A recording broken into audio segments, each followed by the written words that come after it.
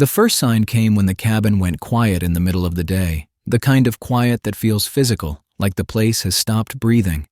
It was 2006, on the Kentucky side of Big South Fork National River and Recreation Area, and I was living alone far enough back that normal problems took time to reach me and help took longer. When my lights died at noon, I stood in the kitchen with wet hands over a rinsed pot and waited for the small follow-on sounds you get with a normal power drop, the controller click, the inverter fan, the little relay chatter as things reset. Nothing followed, and the silence told me this wasn't a system hiccup. Someone had to be close enough to touch the line. I didn't call out, and I didn't step onto the porch like a curious tourist. I moved to the window that faced the narrow path, kept my body off the glass, and looked through a sliver of reflection at the pale strip of dirt and the edge of the woods. At first, I saw only still trees and flat light, but then my eyes found the scrape marks, long and fresh, where something heavy had been dragged toward the ravine behind my cabin. Even before I understood what that meant, I felt the shift in my stomach that comes when your brain admits you aren't alone. By late afternoon, a deputy would stand in that same kitchen with his hand near his holster, staring at my floor as if it might open. By night, a rifle shot would cut through the dark and one man would collapse in front of my cabin door. The only reason I'm able to tell you this at all is because I knew that ground. I knew the angles, and I understood too late that whoever was out there had practiced my paths long before I noticed the silence. Let me tell you exactly how it went. At the time, I was 36 and living off the grid by choice. Not because I was romantic about it, but because I liked clean routines and no surprises. People in Stearns knew me as the guy who showed up once a week with a list and cash, didn't drink, didn't hang around, and answered questions with less information than people wanted. My name is Dalton, and I built my cabin in a fold of woods where old logging roads broke apart into deer paths, with enough cover that you couldn't see the roof unless you were already on my line. That morning started the way I wanted it to. Clear sky, cold air, no wind, coffee on the stove, and sunlight laying a bright strip across my table. The charge controller on the wall showed everything steady, panels feeding, battery full, and I spent the first hour splitting kindling and checking the water line from my storage tank.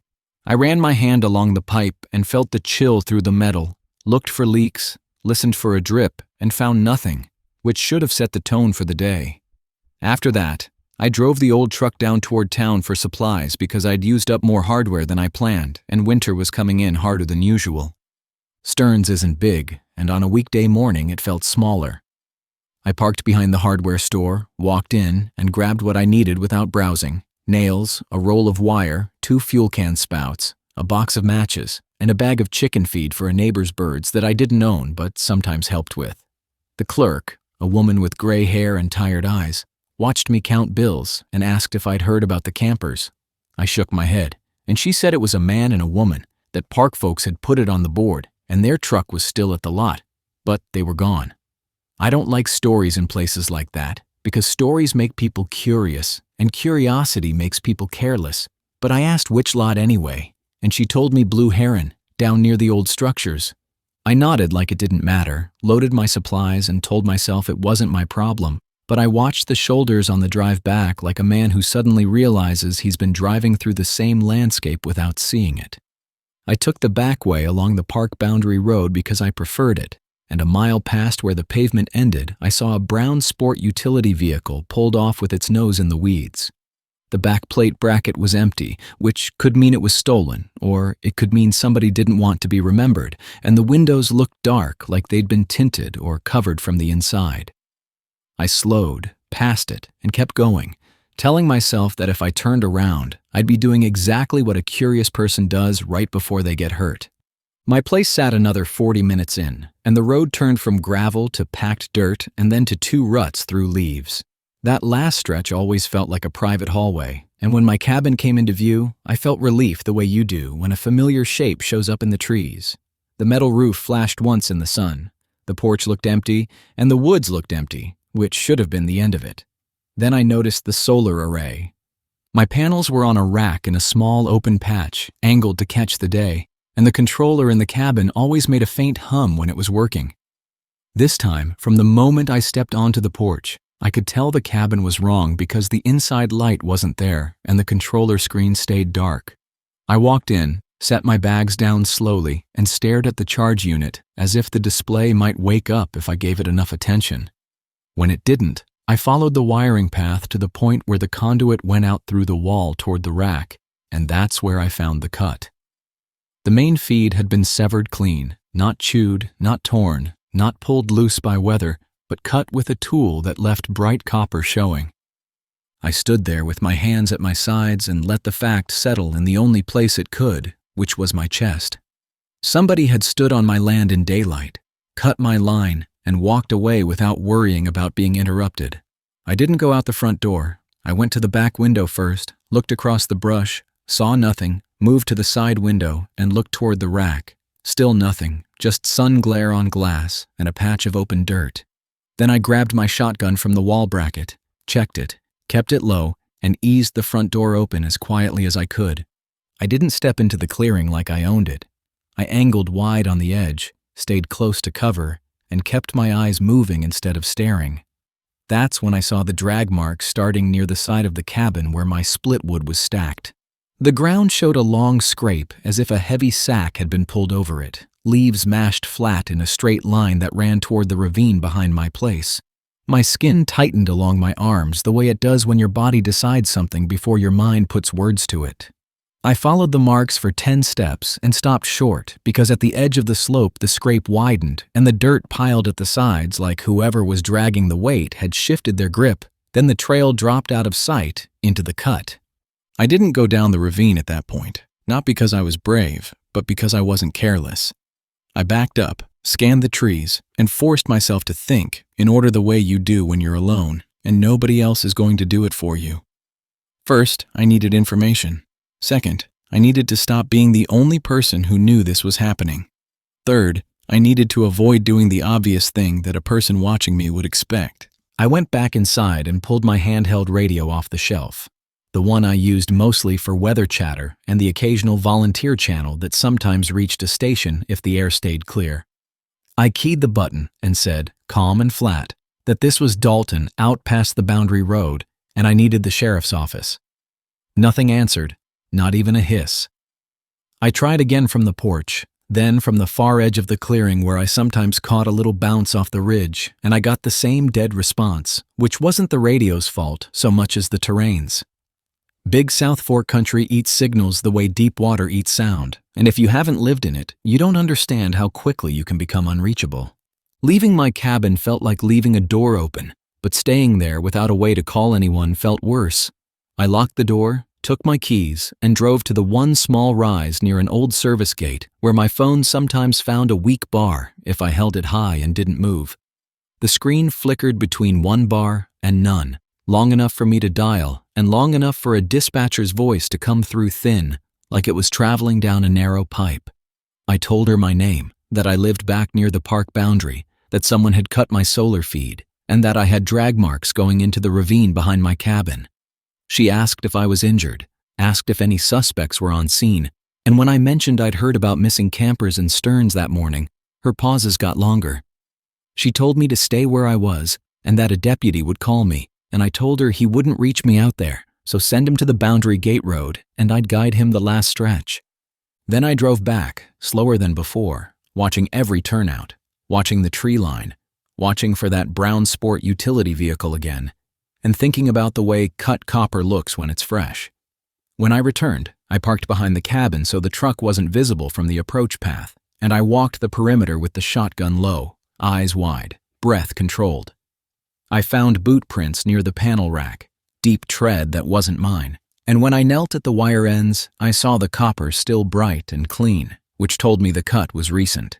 The prints moved away from the rack toward my wood stack, and then toward the ravine, and they did not return the same way. That detail bothered me more than the cut itself because it meant whoever did it didn't just walk in and walk out. He moved like he already knew a second route. I waited, and time dragged in the way it only does when you're listening for something that might already be within sight. Sun slid across the clearing, shadows lengthened, and the air cooled. Finally, I heard tires on dirt, then saw a county cruiser bump into view, and a deputy stepped out. Mid-30s, lean, watchful, the kind of man who doesn't waste friendliness in a place where it can be mistaken for weakness. He asked if I was Dalton, introduced himself as Deputy Ketter, and said dispatch told him I had drag marks. I showed him the cut wires first because it was the most straightforward proof, and he knelt, touched the ends, and said it was a tool cut with the same tone he'd used to say the sky was blue. When I pointed toward the ravine, Ketter's posture changed in a way that told me he didn't like that direction. He told me to stay up top and step down carefully, one hand near his sidearm, the other catching branches for balance. He reached a spot where the slope leveled for a moment, paused, and I watched his shoulders stiffen as if his brain had to rewire around what he was seeing. He turned his head back toward me, eyes wide but controlled, and told me not to come down. He moved again, slower, disappeared behind saplings, and I heard him exhale hard, not loud, but forced, the sound of a man trying to keep his body under control. When he climbed back up, his face had lost color. He said there was a body, and I didn't ask for details because I didn't need them to understand the danger. He tried his handheld radio, turned, tried angles, cursed under his breath, and said the hills were blocking him. Then he looked at me and asked whether anyone else knew I was here, and I told him only the dispatcher, which he didn't like, because it meant if we vanished, this could become a slow problem instead of a fast one. He said we were leaving immediately, that we were going to his car, call it in from a better spot, and I was coming with him. I started to answer, and then I stopped because behind him, at the far edge of the clearing, something moved between trees. It wasn't an animal flicker. It was a person's shape, using brush the way a person uses brush, pausing, checking, shifting again. Ketter saw my eyes lock, turned, and the figure slid back into the woods as if it had been expecting exactly that response. Ketter's hand went to his sidearm and he told me, low, to get inside. I didn't move toward the cabin because moving into a corner felt wrong, so I told him I had a better spot and led him behind my wood stack, where we had partial cover and decent sight lines to the clearing and the approach path. We waited there with the kind of stillness that makes your muscles ache. Then a man stepped into the open, not fast, not hesitant, as if he had a right to be in the center of my clearing. He wore a dark jacket and a cap pulled low, and he carried a long gun without raising it yet, like a worker carrying a tool. Deputy Ketter brought his weapon up, arms locked, and called out that he was sheriff's office and the man needed to put it down. The man didn't answer. He took 2 steps forward, and Ketter repeated the command louder, voice sharp enough to cut through the trees. The man lifted his rifle smoothly, the motion clean and practiced, and I saw the tiny shift of shoulder and elbow that comes right before a shot. The rifle fired, and Ketter dropped as if someone cut his strings. He hit the dirt on his side with his eyes open, and the sound that came out of him wasn't a cry so much as air being taken away. The shooter's weapon stayed up and started to swing toward our cover, and I didn't think in words at all. I grabbed Ketter by the vest and pulled him deeper behind the stack, feeling how heavy and loose a body becomes when it stops cooperating with life. Another shot cracked through the clearing and punched into the woodpile, throwing splinters that stung my cheek and neck. I kept low, dragged Ketter until we were fully out of sight, and touched his neck with 2 fingers because some part of me still wanted the world to make sense. There was nothing, and I forced my eyes away from his face because staring wouldn't change it. When I peeked around the stack, the shooter had crossed the clearing toward my cabin, still calm, still controlled, moving like a man finishing a job. He stopped on the porch, looked at my door and windows, then scanned the clearing as if he expected me to be exactly where I was. That was the moment I understood he'd done this kind of thing before, maybe not here, but somewhere, because he was controlling time instead of being chased by it. I had one advantage, and it was simple. I built that place, and I knew every hard angle and every route through brush that didn't look like a route. I slipped around the back side of the cabin, staying low, moving through scrub where the branches grabbed its sleeves, and kept the shotgun tight to my chest so it wouldn't snag. I reached my small storage shed behind the cabin, eased the outward opening door, and stepped inside, smelling oil and dry wood without letting my mind settle on it. In an emergency kit on a shelf, I kept a road flare and a small handheld signal flare, not because I was planning for gunfights, but because when you live alone, you plan for vehicle trouble, injury, and getting found in bad weather. I grabbed the road flare because it was immediate light, immediate confusion, and because the air that day was cold and still, with damp ground in the clearing. the safest conditions I'd ever have if I had to use fire as a distraction. Then I heard my cabin door open and footsteps cross my floorboards, slow and deliberate, like the man was taking inventory. That scared me more than rage would have, because it meant he wasn't improvising. He was comfortable inside someone else's home. I stepped back out of the shed and moved to the rear corner where the cabin wall met thick brush, put my shoulder to the rough boards, and waited. The man came back out onto the porch and looked toward the panel rack, then toward the ravine, then toward the tree line, like he was checking his own work in sequence. When he started toward the woodpile, toward Deputy Ketter's body, I understood what he wanted: confirmation, control, and whatever he planned to do next to make the scene his. I struck the flare, felt it catch, and rolled the bright red stick into the open so it hissed and threw harsh light across the clearing without lighting anything else. The sudden color made the woods look wrong, and the shooter's head snapped toward it on instinct. That was my opening, and it was the only one I expected to get. I stepped out from cover, shouldered the shotgun, and shouted for him to drop it, loud enough that my voice surprised me. He turned with eyes hard and brought his rifle up, and I fired first from a distance that made sense, not close enough to be grabbed, not far enough to gamble.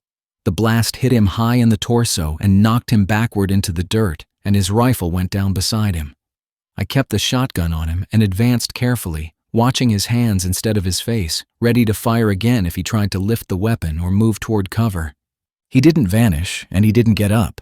He breathed shallow for a few seconds, his hands twitching like his body couldn't decide what to do, and then his chest stopped moving. I stood there with the shotgun raised longer than I needed to, waiting for the trick that didn't come, while the flare continued to hiss and paint everything in red, making my own cabin look like a place I didn't recognize. When the flare dimmed and the clearing returned to normal light, the normal light felt worse because it made everything ordinary again, and there was nothing ordinary about what was lying in my yard. I went back to Deputy Ketter, knelt, and closed his eyes with my fingertips because leaving them open felt like leaving a task unfinished.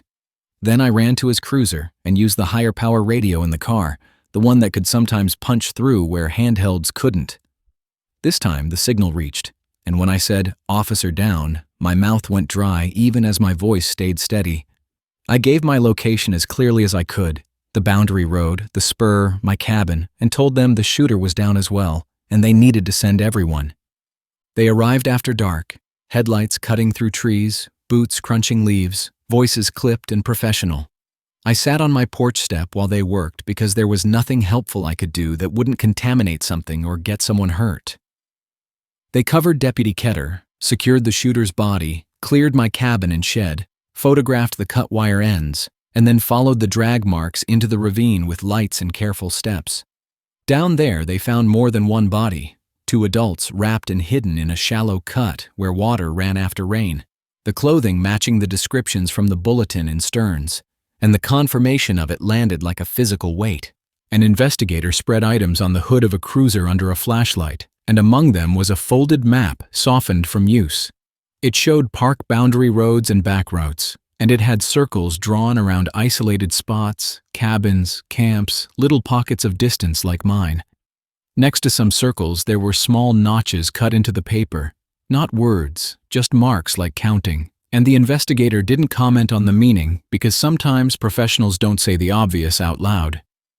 Before dawn, they drove me out so I could give a statement somewhere with heat and coffee, and as we left, I looked back once at my cabin under the trees and understood I couldn't live there anymore, not because the walls were weak, but because the place had been studied, entered, and used.